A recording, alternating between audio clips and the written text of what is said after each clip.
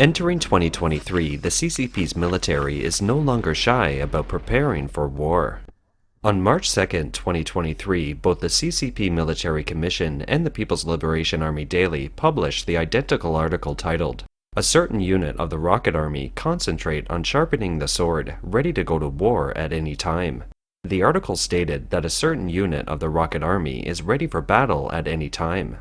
The report also specifically mentioned the 0 day on the countdown board, saying that this board always reminds officers and soldiers that every day is an attack day, and that they must maintain the state of battle and be ready to go out at all times. There is no doubt that if the CCP wants to attack Taiwan, launching missiles is essential, and the rocket force will play an important role. The rocket force has been preparing for war and is on standby at any time. The message it conveys is very clear. On March 4th, the military newspaper published a commentary with the headline, "We must be prepared to withstand high winds and high waves, and even shocking waves."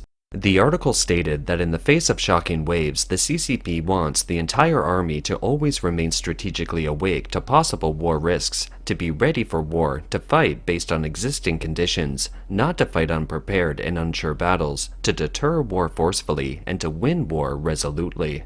We have observed that Communist Party leader Xi Jinping has been preparing for war for more than a decade, especially in the last 3 years, by accelerating military legislation. These moves don't rule out the possibility that war could break out at any time.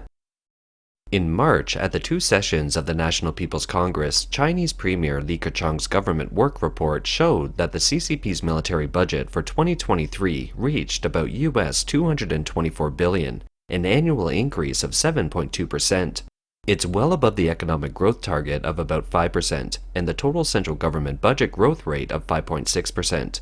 The increase is almost double that of the 2013 defense budget.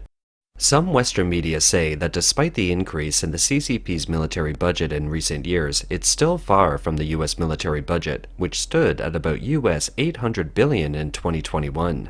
But the CCP's military budget has always been hidden and dispersed, and according to the information we have reviewed, the CCP's actual defense budget spending should be 3 to 5 times higher than the budget figure. Part of the reason for China's continued military expansion, even in the face of a weak economy, may be related to its preparedness for Taiwan. Do ordinary Chinese people want to go to war? It's safe to say that except for a small number of pinkies who have been completely brainwashed by the Chinese Communist Party, or CCP, the vast majority of Chinese people don't want to go to war at all. You are you, we are we. Don't you always see we or us? We don't have an inch of the land of our own. What is it that you want me to protect? We have no pensions, no health care, and no housing of our own. When our children go to school, they have to first show a real estate certificate, go to a certain school district, and pay all kinds of fees. We don't have special supplies. We don't have resources or production materials. We don't even have a place where we can sell stuff to make some money. During 3 years of the epidemic, we were forced to take toxic vaccines. We have no source of income, and you never even provided us with a mask. We have no background. We can't afford to be hospitalized, and we can't even get cremated. You don't care about our lives, so don't always say we or us. We are we, you are you. You only think of us when you need minerals and want us to have babies, or when you need people to donate blood, or when you are about to start a war. Why not have your children go? We won't go. Who are we defending? Which special group of people are we defending? Do we need to defend a life where we have no roof over our heads and no land belongs to us? Do we need to defend the hopeless life that we live? Besides, it's not us they are targeting, it's you, Chinese Communist Party. Let your children and grandchildren come back from all over the world and fight in the war for you. However, if the people don't want to go to war, the CCP has a way of forcing them to go to war. In the last 3 months, the CCP has been passing military legislation swiftly. On February 24, 2023, the Chinese government adopted a decision to apply provisions of criminal law for wartime adjustment. This is not only to prepare for the prevention of mutiny, such as a rebellion by military personnel during wartime, but also to make advance arrangements for the wartime military control. On December 30th, 2022, China passed the Reserve Personnel Law, which clarified that reserve personnel are members of the National Armed Forces and an important source of replenishment for active duty troops in wartime, and are ready to be called at any time. Anyone from the age of 18 up to 60 are all eligible for enlistment, and the minimum service period is 4 years. This is in preparation for the outbreak of war when more people can be called up. Under the reserve law, entry into the reserve service is mandatory, and Chinese youth of military age must obey the call-up. Meanwhile, all retired military personnel essentially become reservists and can't be easily withdrawn. Previously, in 2010, the Communist Party set up the National Defense Mobilization Act. Based on this law, in times of war, economical operations, energy, supplies, etc. will all revolve around the war machine, and even personal assets will be expropriated. In short, it is to fully mobilize the human, financial, and material resources of the country for the victory of the war. As for any loss to the people, it doesn't take that into account. A very important recent move by the CCP is the establishment of the Office of National Defense Mobilization. From December 2022 until recently, the CCP has set up National Defense Mobilization offices in various localities, including first-tier cities like Beijing, Shanghai, and Wuhan, different provinces, and even remote counties and villages. It has held high-profile inauguration ceremonies for them as well. According to official Chinese media, the Ministry of National Defense Mobilization is already a massive agency that directly manages at least 28 provincial military districts and police districts.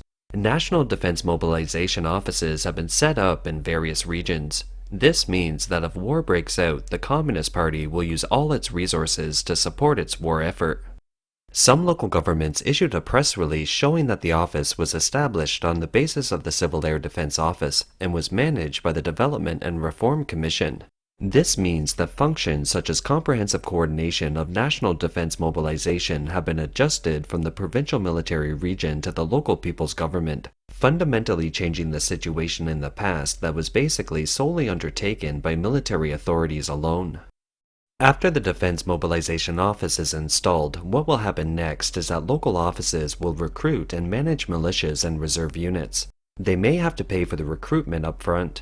This could help make up for the shortage of military personnel due to China's changing demographics, and could also transform civilian businesses, assets, etc. into military capabilities.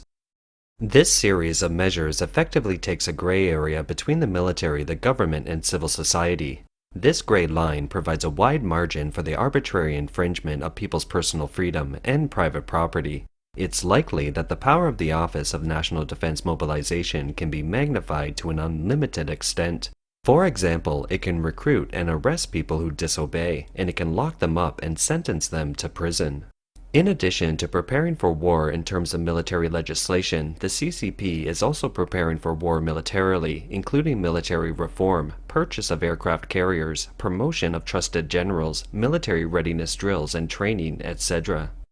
The city across the Taiwan Strait, Xiamen, China, launched its Human Defense Navigation mobile app platform on March 1, 2023. It contains information on the location of nearly 1,000 bomb shelters in the city. So, when will the war against Taiwan break out? Some analysts believe it'll be around 2025. U.S. intelligence indicates that Chinese President Xi Jinping has ordered military preparations for the unification of Taiwan to be completed by 2027. Others predict it will be 2030 to 2035. Those who believe that a war in the Taiwan Strait is unlikely to break out in the next few years have based their view on the fact that the current military strength of the CCP isn't sufficient to launch a full-scale war. In our opinion, a war against Taiwan may not necessarily be a full-scale war, but it may be a local war that breaks out earlier than expected, such as the occupation of Taiwan, i.e. some islands of the Republic of China, which would bring China into a wartime state. This wartime state isn't about the rapid invasion of Taiwan by force, but more about the management and control of China's troubled social condition. The CCP would declare a state of wartime martial law, with the military taking over the entire judicial power. The imposition of military rule would eliminate the need to consider the market economy and employment. people and supplies would be allocated for wartime and would be tilted toward the Taiwan Strait. To prevent civil disorder, those reservists with little military training are used to maintain domestic security against an unarmed population. For example, once the CCP declares a state of war, anyone who expresses a different opinion on the internet or in society is likely to be taken away directly by the military. This is because all legal procedures are decided by the military commission.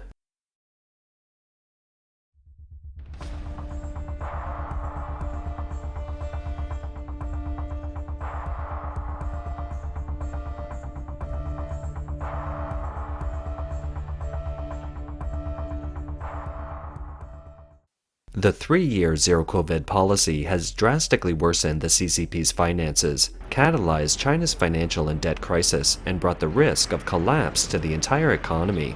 Massive business closures and layoffs have plunged young people into hardship. The population has shrunk significantly due to numerous deaths from infections. This is the cry of an ordinary Chinese citizen, and she represents more than just a handful of people. 这个国家这个政府是吃人啊 This country, this government is devouring people, forcing them to the brink of extinction. It's all they're doing. I can't live any longer. Where are you, government? Where is the Chinese Communist Party? Where are you, the ruling party? Where are you, the state? Are you all dead? 为什么 Why? I'm being forced to the point where I can't continue to live, and you don't come to my rescue. Do you have to force me to retaliate against society or end my life to make you happy? 没办法活了 There's no way to live. I can't live anymore. 逼得活不下去 I'm cornered and can't continue any longer. I have called the hotline of the city government again and again, dozens of times, from the Chinese New Year to now. But is it of any use? Does anyone care? It's all a scam. Where have you disappeared to, the Chinese Communist Party? Are you still in China? Is this still a country? China's economic crisis has triggered a variety of social and political crises, and rising public outcry has led to protests across the country. The Communist Party's usual strategy of suppressing protests has been losing effectiveness, and more people are casting off their fears in despair. These crises will only intensify in the future. 沈阳了，沈阳了。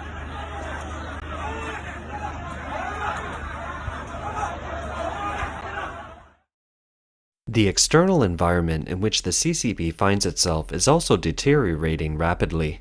The international situation has put the CCP under siege. In addition to the US, Europe and China's neighbors have substantial and growing differences with Beijing, covering a wide range of areas from political relations to economic data. Over the past month or so, the US and China have gradually slipped into a spiral of hostility. On March 6, CCP leader Xi Jinping made a rare direct criticism of the US, saying that the US was imposing all-round containment, siege and suppression on China. 习近平指出 Xi Jinping pointed out that the 5 years since the 19th Party Congress have been extremely unusual and extraordinary. The external environment of China's development has changed rapidly, and uncertainties and unpredictable factors have increased significantly. In particular, the Western countries led by the US have implemented a comprehensive containment, siege, and suppression of our country, bringing unprecedented and severe challenges to our development. In the past, it was usually lower-level Communist Party officials and official media who criticized the US. This is the first time that party leader Xi Jinping has criticized the US so bluntly on China-US relations.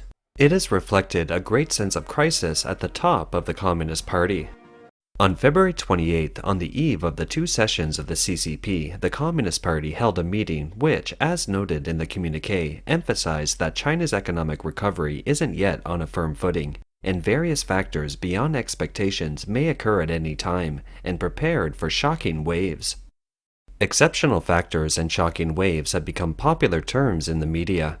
The turmoil within Chinese society is probably causing Xi Jinping to contemplate widespread martial law in the name of war. While the so-called experts are still singing the praises of the party, they are also widely disseminating the concept of exceeding expectations introduced by the CCP.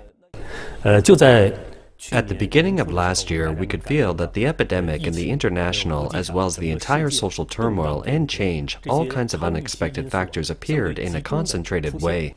In this case, the Chinese economy has indeed encountered a great downturn pressure, encountered a lot of shocks. But in the midst of the shock, we are working hard to get out of it.